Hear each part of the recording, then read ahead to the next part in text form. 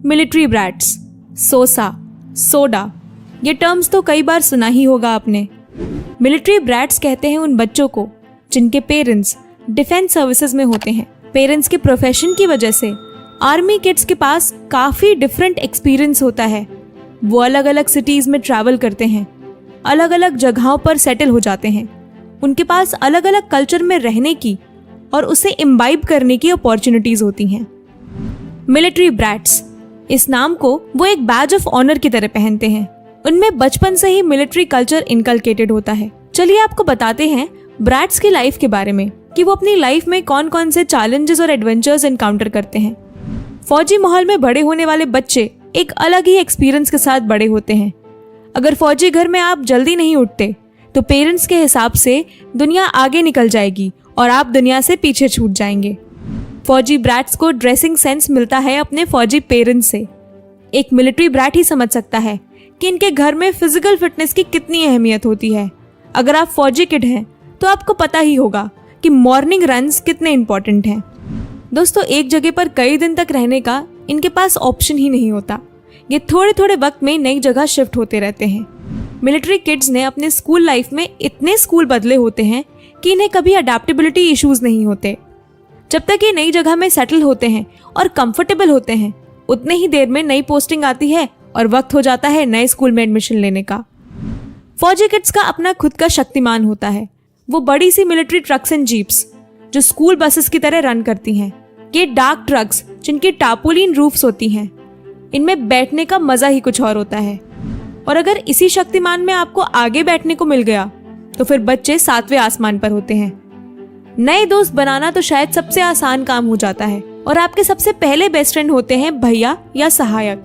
वो आपके friend, mentor या गाइड होते हैं। आर्म्ड फोर्सेस के अपने ही स्कूल होते हैं मिलिट्री किड्स के लिए, जैसे कि आर्मी पब्लिक स्कूल, सैनिक school, military schools, air force schools. ये सारे ऑप्शंस डिफॉल्ट होते हैं। वो तो किसी सिविलियन स्कूल या कॉलेज में जाके पता चलता है कि सब कुछ कितना अलग है मिलिट्री स्कूल में। फौजी किड्स के लिए घर कोई पर्टिकुलर रूम, ईंट से बना मकान, गली या फिर शहर नहीं है।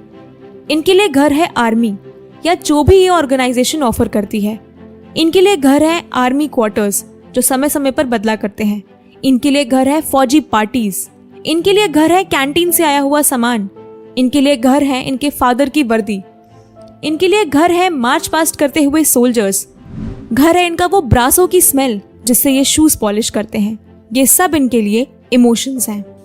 मिलिट्री किड्स के लिए उनकी गैलेक्सी मिल्की वे नहीं है, उनके फादर के कंधों पे लगे सितारे हैं। मिलिट्री किड्स ने बड़े होते हुए किसी मार्वल कॉमिक या डीसी यूनिवर्स कैरेक्टर को हीरो नहीं बनाया, बल्कि इनके हीरो हैं captain Vikram Batra, captain Manoj Pande. In fact इनके स्कूल हाउसेस के नाम भी कई जनरल्स और फील्ड मार्शल्स के नाम पे होते हैं। दोस्तों, ब्रैट्स ने फील की होगी वो है कि टाइम से 15 मिनट पहले कहीं पहुंच जाना कोई अनयूजुअल बात नहीं है।